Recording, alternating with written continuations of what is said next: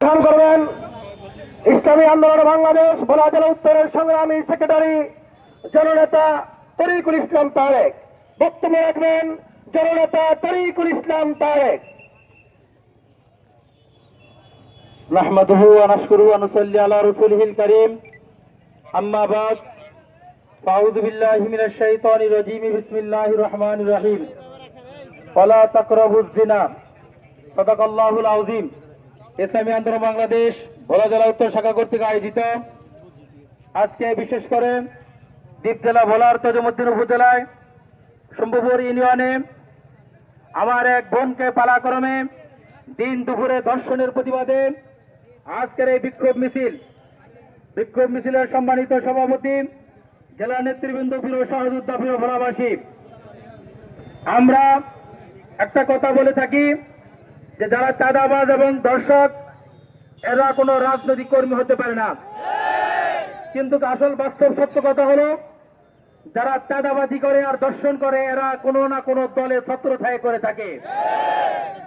আমরা দেখতে পেলাম আজকে তদুমদ্দিনে যারা দর্শন চালিয়েছে নির্দিষ্ট একটি দলের নেতাকর্মী দলকে আমরা প্রাথমিক ধন্যবাদ জানাই, যদিও 3 জনকে তারা বহিষ্কার করেছে। আমাদের ভোলার বিচক্ষণ পুলিশ সুপার মহোদয়কে ধন্যবাদ, গতকালকে প্রধান আসামি সে আলাউদ্দিনকে হাতিয়ার থেকে গ্রেফতার করেছে। কিন্তু আমরা একটা কথা বলতে চাই, এই গ্রেফতারের ভিতরে সীমাবদ্ধ থাকলে হবে না। এই জাতীয় দর্শকদের কঠিন থেকে কঠিন শাস্তির ব্যবস্থা করতে হবে, যেটা জনগণ জানে। আমরা অনেক সময় অতীতে দেখেছি অনেক দর্শক আর চাঁদাবাজি খুনিরা আইনের ফাঁক ফুকর দিয়ে বেরিয়ে যায়। এজন্য আমরা এই আলাউদ্দিন খনদের আমরা প্রকাশ্যে তাদের শাস্তি দেখতে চাই। আজকে যদি বাংলার জমিনে এই দর্শকদের ফাঁসির ব্যবস্থা হতো তাহলে আর কোন দর্শক কোন মা বন্ধুর দিকে চোখ তাকিয়ে দেখার সাহস পেত না। প্রিয় ভোলাবাসী, আজকের এই জুলাই মাস, এই মাসেই আমাদের দেশ স্বাধীন হয়েছে। স্বৈরশাসক থেকে এই দেশকে আমরা গণবিপ্লবের মাধ্যমে দ্বিতীয়বারের মতো আমরা স্বাধীন করেছি। আমাদের বুক ভরা আশা ছিল যে স্বৈরশাসকরা আমাদের ভাতের অধিকার, ভোটের অধিকার ছিনিয়ে নিয়েছে, আমাদের শিক্ষা সংস্কৃতি ছিনিয়ে নিয়েছে, গণধর্ষণ করেছে। আমরা দেখেছি নোয়াখালীতে নৌকা মার্কায় ভোট দেওয়ার কারণে তাদেরকে স্বামীকে বেঁধে তাদেরকে তার স্ত্রীকে গণধর্ষণ করেছে। কিন্তু আজকে আমরা দেখলাম আবার একটি মহল 4 লক্ষ টাকা চাঁদা নিয়ে দেওয়ার কারণে স্বামীর সামনে স্বামীকে বেঁধে স্ত্রীকে গণধর্ষণ করেছে। তাহলে তাদের ভিতরে আর আপনাদের ভিতরে পার্থক্য কোথায়? আমাদের বাঙালির সমস্যা হলো অতীত থেকে আমরা শিক্ষা গ্রহণ করি না। আমরা কারো শত্রু না। আপনাদের আজকে চাঁদাবাজি করতেছেন, হাত দখল, বাজার দখল, ঘর দখল করতেছেন। শেখ হাসিনা থেকে, আওয়ামী লীগ থেকে শিক্ষা গ্রহণ করুন। অন্যথায় আওয়ামী লীগ তো কাপড় পরে পালাতে পারেছে, আপনারা কাপড় পরো বাংলার জমি থেকে পালাবার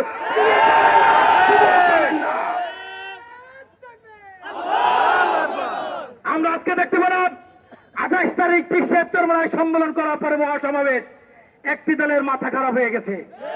বিশ্ব ইফতার বলেছেন পিয়ার পদ্ধতি নির্বাচন, পিয়ার পদ্ধতিতে নির্বাচন হলে কোন ফ্যাসিস্ট বাংলাদেশে তৈরি হবে না। অতএব তাদের মাথা খারাপ হয়ে গেছে, তারাই নব্য ফ্যাসিস্ট হতে চায়। আজকে আমরা দেখেছি নারায়ণগঞ্জ বন্দরে আমার এক ভাইকে দিন দুপুরে কুপিয়েছে। আমরা সেই এর তীব্র নিন্দা জানাই। জায়গায় জায়গায় আমাদের কর্মীদেরকে মারতেছে, আহত করতেছে।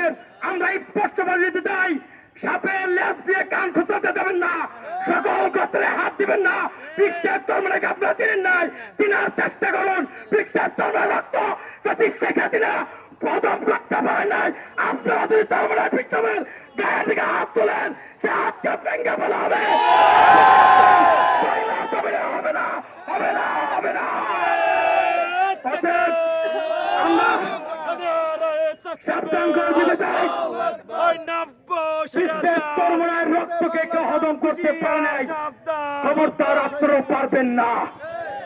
বিশ্বের ধর্মের সংগঠন আর সময় আল্লাহর সাথে সম্পর্কে আমরা নেতা কর্মী কম হতে পারি, কিন্তু বিশ্বের ধর্ম একজন নিঃশ্বাস ফেলার বাধ্য করে আপনাদের ধ্বংসতনে এতে যথেষ্ট হবে। গণতন্ত্র চেষ্টা করুন। গণতন্ত্র মানে কি?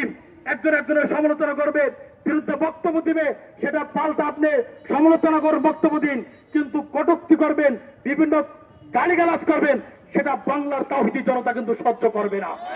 এজন্য আপনারা আমাদের দুশমন নয়, আসুন আমরা বন্ধু, কাঁধে কাঁধ মিলে জনগণ ব্রিটিশ সরকারকে আমরা তাড়িয়েছিলাম, আসুন এই স্বাধীনতা রক্ষার জন্য আবারও কাঁধে কাঁধ মিলে আমরা ব্রিটিশ যাতে পুনর্বাসন না হতে পারে সেদিকে লক্ষ্য রেখে আগামী নির্বাচনে আমরা ভূমিকা রাখি। আল্লাহ আমাদের সকলকে তৌফিক দান করুক। আমা তৌফিক ইল্লা বিল্লাহ। সংগ্রামী সাথী বন্ধুগণ, এ পর্যায়ে